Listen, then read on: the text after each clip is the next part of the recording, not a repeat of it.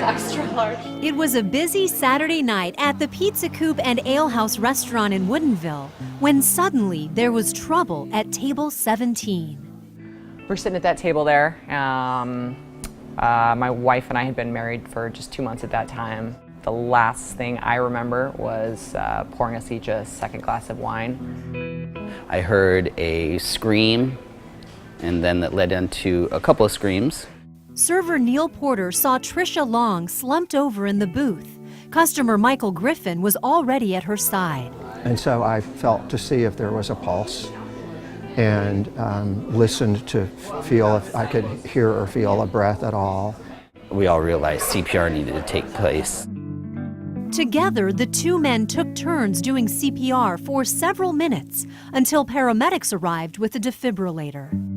And they had me continue doing CPR and then put the patches on, looked at each other, said, "You guys ready?" And they're ready. Said, pulled back, "You're clear, I'm clear, we're all clear."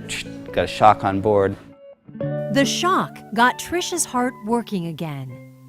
Oxygen on her, and she's starting to come to, and I just couldn't believe it. Like, she's talking right now. Like, I didn't expect that after a single shock, after, all that, so it really blew me away. And then I had to run over to my table and I said, "Excuse me, I had to take care of something over there," and then I was serving pizza. Once that was done, I needed a breath of fresh air, so I went outside and sat on the curb for a little while. And then actually the next thing I remember is she was coming out on the stretcher, just talking up a storm to the firefighters and the rescue people.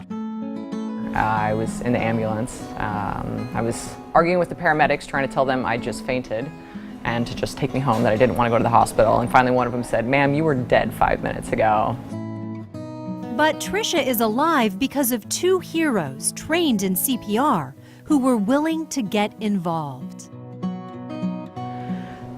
Got lucky. Right place, right time, really random. Folks that knew what to do, folks that jumped right in.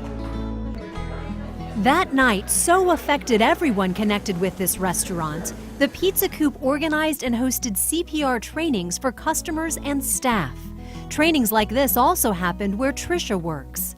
There are now many more potential heroes trained in CPR in case someone, somewhere, needs their help.